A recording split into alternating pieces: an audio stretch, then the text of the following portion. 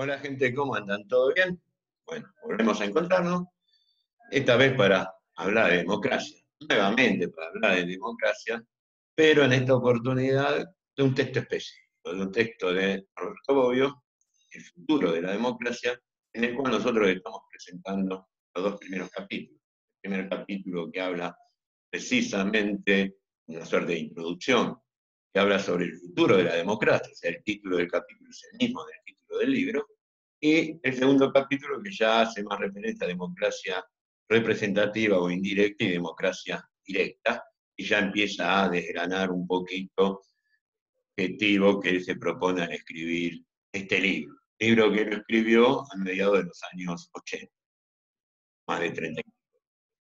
¿Permiso? Tomo mate como hacemos en la clase, como se habrán fijado.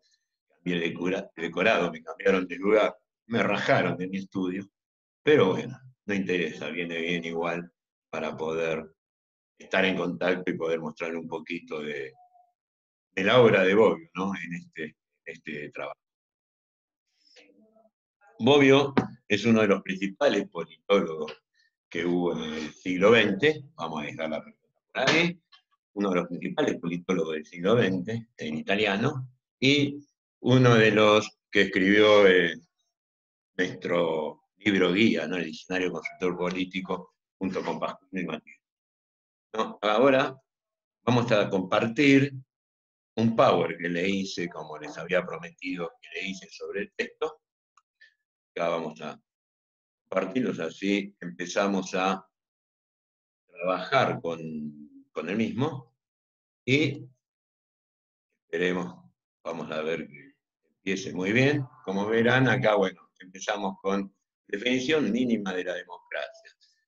El autor arranca utilizando definiciones mínimas de la democracia. Para eso, él dice que una definición mínima de democracia debe contener esto, debe decir quién es el que está autorizado para decidir, para tomar las decisiones en nombre del pueblo, en nombre del colectivo, y bajo qué procedimientos ese quien está autorizado, ¿no? Por eso, como sostiene acá Bobbio, la democracia se caracteriza precisamente por estar constituido por un conjunto de reglas, reglas fundamentales que establecen quién está autorizado y bajo qué procedimiento, bajo qué reglas estar autorizado. En ese aspecto, como elementos centrales de una definición mínima de democracia, recuerden lo que están viendo con O'Donnell, recuerden un poco a Schumpeter y esa discusión que hace O'Donnell en disonancia respecto a las definiciones minimalistas. La definición mínima de democracia debe contar como mínimo con tres condiciones, podríamos decir. La primera es el derecho a participar que tiene la gran mayoría, una gran mayoría de la ciudadanía. No estamos hablando de que todo el pueblo, el pueblo participe, pero sí es el derecho a participar que tiene la mayoría de la población. Ya sea de forma directa, a través de lo que es un gobierno asambleísta o que es una democracia directa, o en forma indirecta, ¿no? Con una democracia representativa. ¿En qué participar? En la toma de decisiones colectivas. Cuando hablamos de toma de decisiones colectivas, estamos hablando de la toma de las decisiones que hacen a el conjunto de la población, no a las decisiones particulares de cada uno de nosotros sobre qué queremos hacer de nuestra vida, no a las decisiones que se toman para beneficiar al conjunto de la población. Eso es decisiones colectivas. Segunda condición o segundo elemento es la existencia de esas reglas que mencionamos anteriormente, en donde la principal regla, lo que caracteriza a la democracia, es la regla de la mayoría, la regla fundamental de la democracia. Consenso es imposible, ¿verdad? Que todos estemos de acuerdo, es algo imposible. A veces en un grupo de 5 personas hay 5 opiniones diferentes y puedes ponernos de acuerdo, imagínense en una sociedad, ¿no? En un estado, en un país. Con lo cual, ya que hay que buscar la forma de gobernar, lo que se establece es que lo que la mayoría resuelve es lo que se va a realizar. Pero eso no significa que no se tenga en cuenta la minoría. ¿no? En la democracia las minorías también van a participar. Pero las minorías, ¿cómo van a participar? Apoyando o aceptando lo que resuelve la mayoría y tratando de convencer a esa mayoría de su propuesta para que en el futuro esa minoría sea mayoría. Este es el juego de la democracia. Y la tercera condición es el planteamiento de alternativas reales, igualdad de condiciones, tanto para aquellos que quieren decidir, para aquellos que quieren gobernar, vamos, de esa manera, y para el pueblo, ¿no? Para el que tiene que elegir, el que tiene que votar. ¿Qué significa esto? Que vieron que O'Donnell habla de que al menos tiene que existir 6 opciones o alternativas para poder que haya una elección o elecciones limpias, ¿no?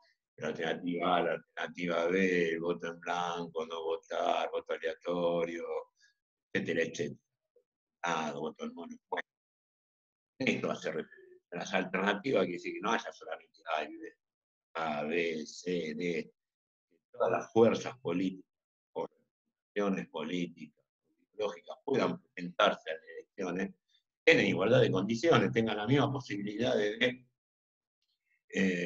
poder exponer su propuesta y que el pueblo, cuando vaya al cuarto oscuro a votar, encuentre las distintas boletas, las distintas opciones para poder votar, ¿no? Para poder elegir.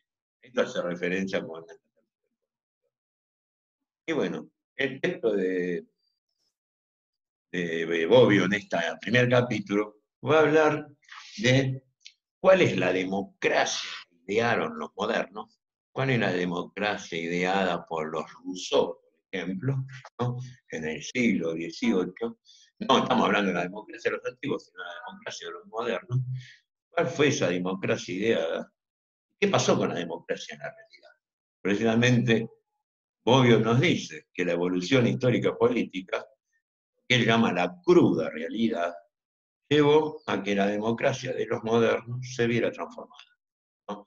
Esta democracia que nos prometieron, entre comillas, en la realidad, en la práctica, no fue. Hubo una serie de transformaciones que llevaron a implementar una democracia diferente a la ideada por los modernos, por los padres de la democracia moderna. Y como buen politólogo, buen cientista político, no podemos ser absolutos, ¿no? En este sentido de decir, hay tantas condiciones. Obvio, lo que hace es plantear la existencia de al menos 6 transformaciones que se dieron desde lo que pensaron los padres de la democracia moderna, los modernos, y lo que se dio en la práctica. Bobbio va a hablar de 6 falsas promesas. ¿Por qué? Porque, bueno, prometieron que la democracia va a ser tal cosa y en la realidad la democracia fue algo distinto respecto a lo que habían prometido. Estas 6 transformaciones que nos presenta Bobbio, pero que no dice que son las únicas, por eso dice que al menos, pudiendo existir alguna que otra transformación o falsa promesa más, tengan presente eso, al menos hubo 6 falsas promesas, que son las que acá estoy mencionando: el nacimiento de la sociedad pluralista, la reivindicación de los intereses, persistencia de las oligarquías, el espacio limitado de la democracia, el poder invisible del Estado y el ciudadano no educado para la democracia. Ahora vamos a ir desarrollando cada una de estas 6 falsas promesas. La primera, el nacimiento de la sociedad pluralista, hace referencia a la distribución del poder. ¿Cómo se distribuye el poder en democracia? En el ideal democrático, los padres de la democracia, acá vamos a poner en las 6 transformaciones, vamos a poner como ideal democrático lo que propusieron los padres de la democracia, los perros, y como realidad lo que en la realidad, en la práctica termina ocurriendo, no eso que te decía como la cruda realidad. El ideal democrático sostenía que la sociedad iba a ser centrípeta y monista, ¿no? ¿Qué significa centrípeta? Centrípeta. Iba a haber un solo centro de poder. ¿Y ese centro de poder cuál era? El pueblo. Por eso es una sociedad monista. Monista es que hay un único interés, que es el interés del pueblo. ¿Y cuál es el interés del pueblo? La voluntad general. Fíjense en ruso, ¿no? El ideal democrático, la sociedad democrática, la idea de la voluntad. Pero lo que sucede en la práctica, en la realidad, que no hubo una sociedad monista, sino que hubo una sociedad policéntrica, como también hubo una sociedad centrífuga, ¿no? Centrífuga porque hay varios centros de poder, ¿no? Ya son los grupos, los partidos políticos, las fuerzas políticas, son los sujetos relevantes, ¿no? Y no es el pueblo en su conjunto, como una sola unidad. Y al haber varios grupos de poder, varios sujetos políticos y uno solo, obviamente que no va a haber un solo interés, sino que va a haber varios intereses. Estos intereses responden a cada uno de esos grupos. Estamos hablando de una sociedad plural. Pues, obvio, del segundo capítulo y después más adelante va a hablar de la diferencia que hay entre la teoría democrática y la teoría pluralista. Son dos cosas distintas, pero que a su vez, eso lo vamos a ver muy brevemente. La segunda transformación, la segunda falsa promesa, hace referencia a la representación del poder, no a la distribución, sino a la representación del poder, que no sería otra cosa que la reivindicación de los intereses. Fíjense que en el ideal democrático, si teníamos una sociedad monista, centrípeta, el mandato era libre, era conciencia. ¿Qué significa esto? Que la transferencia de la soberanía que le pertenecía al rey, ¿no? Pasa a pertenecer a quién? A la Asamblea Popular, a la Asamblea elegida por el pueblo. Y el representante de esa Asamblea votaba a conciencia, según lo que él consideraba que era lo mejor para el pueblo, ¿no? O sea, no respondía a ningún otro interés que al suyo propio y por extensión al del pueblo. O sea, era un mandato libre, un mandato a conciencia. En la práctica, ¿qué pasa? Como hay varios centros de poder, varios intereses, ya el mandato no es libre, sino que el mandato es imperativo, es obligatorio, es delegado. ¿Por qué? Porque el poder a quién se transfiere ahora, a los diferentes grupos que constituyen, a los diferentes intereses que constituyen a la sociedad, a la vida política de la sociedad. No al pueblo en su conjunto como un único interesado, sino a los distintos grupos. Por lo tanto, los representantes que están en la Asamblea no representan al pueblo en su conjunto, sino a cada uno de sus grupos. Por lo tanto, deben responderle a ese grupo, a esa fuerza política, a esos intereses que son los que los llevaron a formar parte de la Asamblea. Con lo cual ya su mandato no es libre, sino que su mandato responde a ciertos intereses particulares, a los intereses del grupo al que representa, no a los intereses del pueblo. Pasemos a la tercera de la promesa, falsa promesa, que es la persistencia de las oligarquías. En el ideal democrático, no, la idea era el ciudadano libre, y esa libertad como autonomía, era un tipo autónomo. O sea, se legislaba para sí mismo y se legislaba para el pueblo. El legislador no respondía a nadie, como ya dijimos antes, sino que respondía a su propia conciencia, a sí mismo, y respondía a los intereses del pueblo. ¿Qué es lo que pasa en la realidad? Se renuncia a esa libertad como autonomía. ¿Por qué? Porque como dijimos antes, hay varios intereses en juego, hay varios grupos de poder. Y cada grupo de poder representado por la fuerza política, podríamos decir por los partidos políticos, como sostengo acá, ¿no? Son conducidos por una pequeña élite, por un pequeño grupo, ¿no? Que dirige a esa fuerza política. Y el legislador, como dijimos en la representación, en la reivindicación de los intereses, ya no responde a sí mismo, sino que responde a quién, a ese grupo. Y ya no responde tampoco a ese grupo en su conjunto, sino a la élite, a la conducción de ese grupo, ¿no? Por lo tanto, la democracia termina siendo que una suerte de competencia entre pequeñas élites. Lo que sería, como menciona Bobbio, ustedes fíjense, la teoría de las élites, la ley de hierro de la oligarquía, va a mencionar a Moore, ¿no? Este tipo de competencia entre élites, va a mencionar a Schumpeter, la democracia schumpeteriana, después lo hablaremos un poco en clase, pero acá es como para que ustedes tengan una suerte de idea de lo que se trata el texto y de lo que nos trata de explicar. Pasemos a la cuarta falsa promesa, que es el espacio limitado de la democracia. En el ideal democrático, la democracia iba a ocupar todos los espacios de decisión de la vida, de decisión de la vida colectiva, no de lo que cada uno de nosotros hacemos por nuestra cuenta. Recuerden que la democracia surge a partir del liberalismo y de las radicalizaciones, podríamos decir, de la tendencia liberal, ¿no? A una sociedad más de libre, más igualitaria. Pero eso de la libertad siempre se va a mantener. Por eso siempre hablamos de democracia como la democracia, la república, la libertad y la igualdad, que viene de la teoría democrática. La democracia moderna nació como método de legitimación y de control de las decisiones políticas. El individuo cumple un rol general de ciudadano, en todos los aspectos.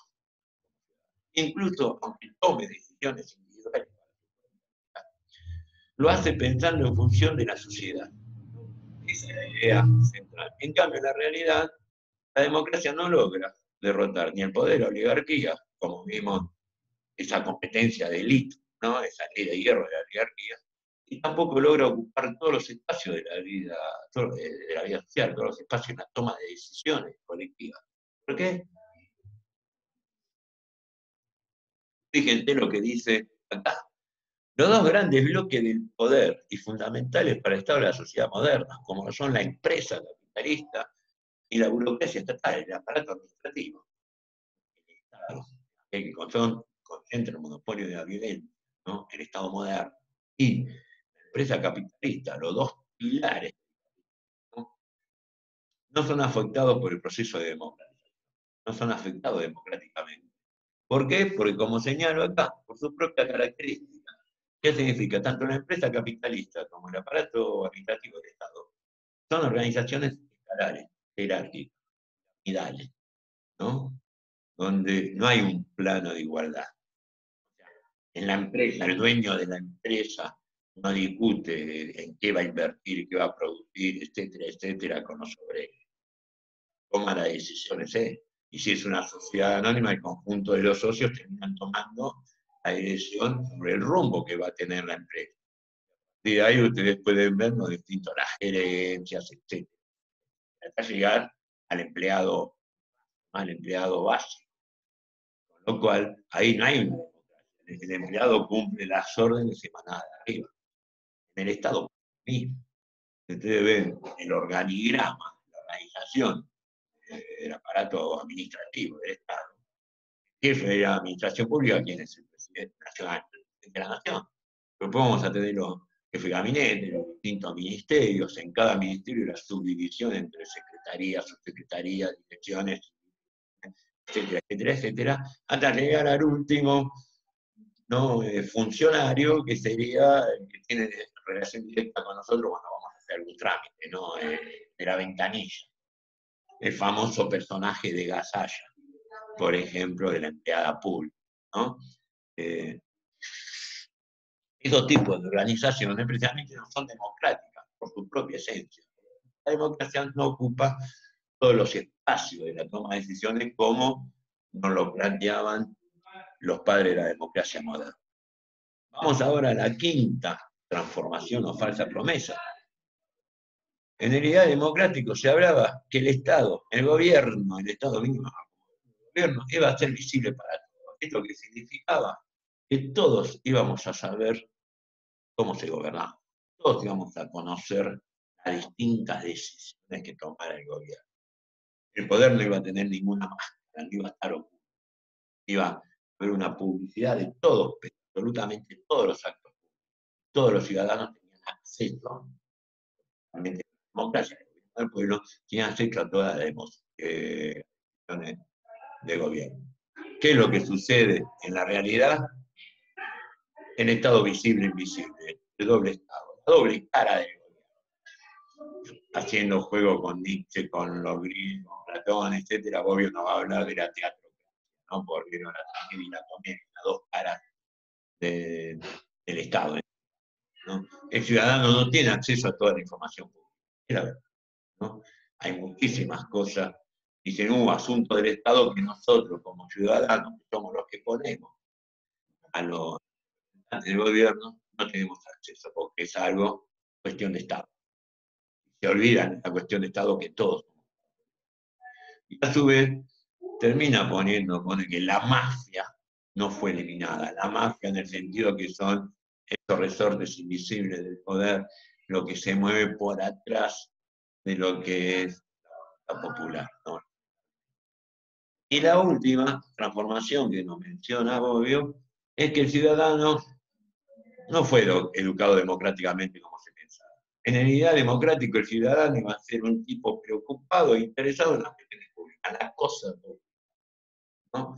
Acuérdense de Montesquieu y la virtud pública, ¿no? El amor a la república. El ciudadano iba a tener interés por lo colectivo, y ese interés por lo colectivo iba a superar al interés sobre sus ambiciones o intereses individuales. En la práctica, el ciudadano de la, voy a poner de ejemplo, médicos, etcétera, etcétera, que se supone que somos tipos y tipas que tenemos cierto nivel de estudio, cierto nivel cultural, etcétera, etcétera. Bueno, ni el 10% de los profesionales son la cosa pública. Y esto es algo que asusta a Bobbio y que lo preocupa. Es algo que Bobbio entiende que hay que machacar sobre eso como para poder consolidar un régimen democrático más justo, durable, etcétera, etcétera. Y en la realidad pública, esta cuestión de que el ciudadano está desinteresado por la cosa pública, él no va a hablar de los favores, del famoso clientelismo político, ¿no? Pedimos favores al puntero político, ¿no? O sea, algo que se da no solamente en nuestro país, el clientelismo político pudo más y es beneficioso. La política pudo más que el ciudadano participara verdaderamente y se preocupara verdaderamente de la política, ¿no? Además de sumar el interés por lo individual y no por lo colectivo. Esta idea egoísta. Para ir finalizando, en este primer capítulo, Bobbio nos habla de, al menos, nuevamente, la existencia de tres obstáculos para el desarrollo de esa democracia, ¿no? Para el desarrollo de la democracia, para que verdaderamente la democracia moderna se pudiera haber llevado a la paz.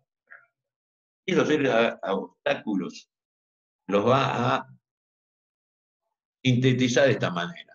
Primero, como una tecnocracia, ¿no? El gobierno de los técnicos. Se termina imponiendo un gobierno técnico más que un gobierno popular. Y la tecnocracia y la democracia son antitéticos, no son contradictorios, no van una cosa en contra de el técnico, el gobierno de los técnicos hace que el Estado tiene que funcionar como una empresa y obviamente se olvida de los beneficios.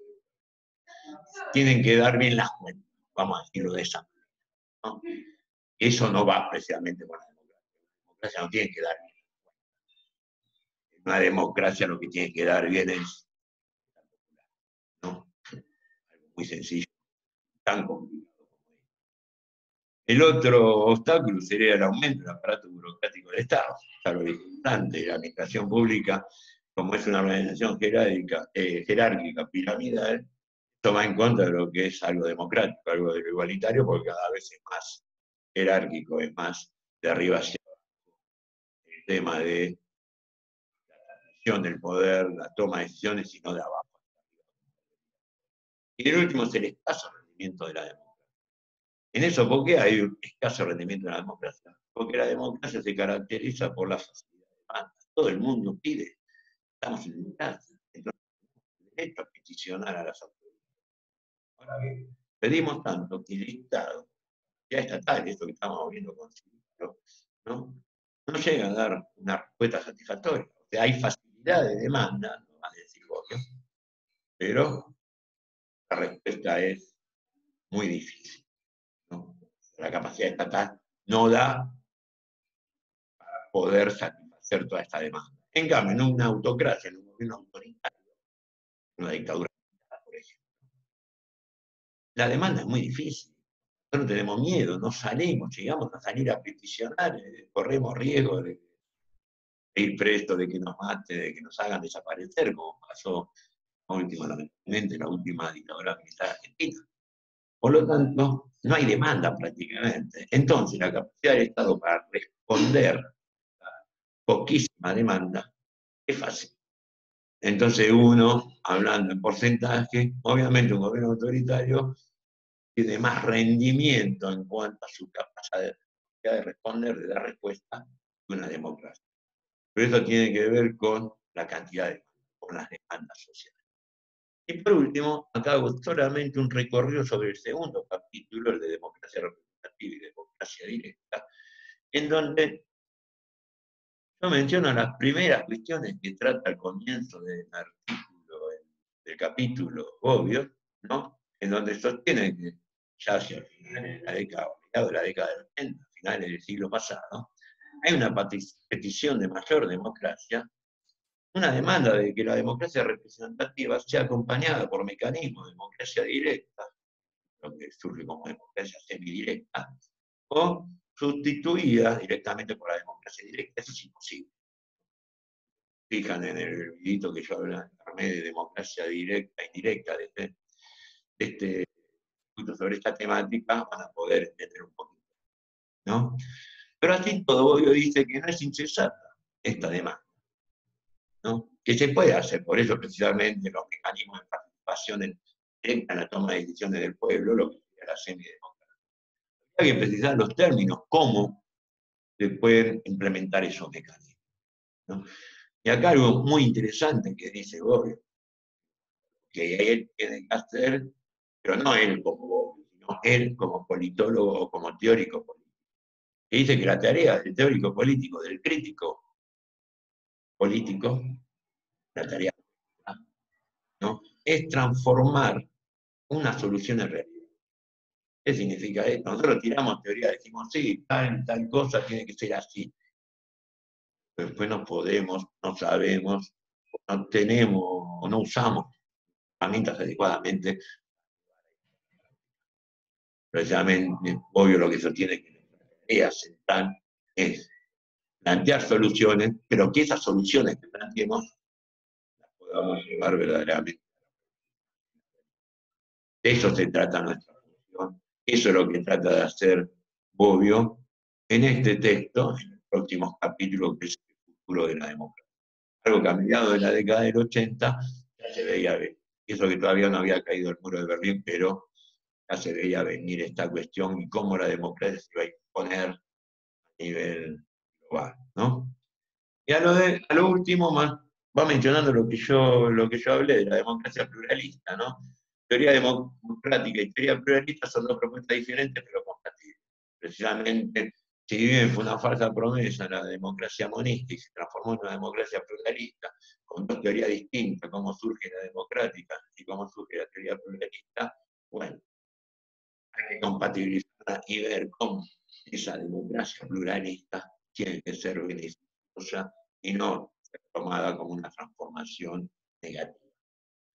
Por último, una prueba de fuego para un régimen democrático es el tipo de respuesta que da a las preguntas sobre el mismo. ¿Qué significa? ¿Se acuerdan que habíamos planteado de que la regla de la mayoría? Pero bueno, dentro de la regla de la mayoría existen minorías, y a las minorías hay que respetarlas, ¿no? No hay que ni hay que ignorarlas. Hay que respetarlas y ver, porque muchas veces la mayoría, o la propuesta que tira la mayoría, puede no ser de todo la correcta, y la propuesta que tira la minoría puede ser la correcta. Lo que pasa es que no tuvo la fuerza suficiente para imponer. Por lo tanto, un verdadero régimen democrático tiene que reconocer ese disenso y darle oportunidad para la alternancia y la posibilidad de que esas alternativas minoritarias sean mayoritarias en su momento y se puedan llevar. Bueno, chicos y chicas, gente en general, hasta acá llegamos. Nos veremos en algún otro momento, en alguna otra oportunidad. Seguimos en contacto y nos seguimos cuidando. Hasta la próxima. Chao.